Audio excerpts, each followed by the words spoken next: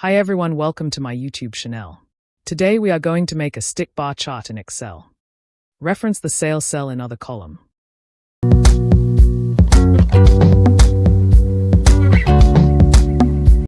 Select the data and create chart. Then change the chart type.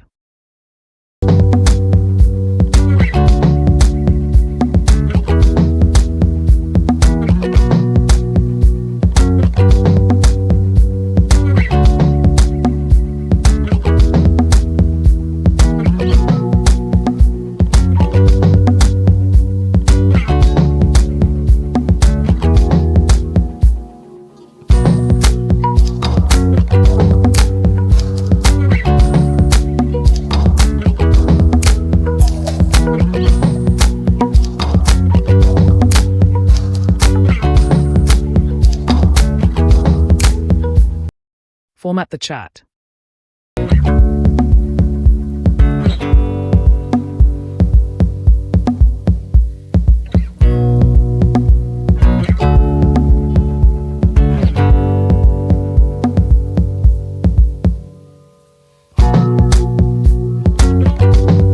Remove the line in the line chart and increase the size of markers in chart.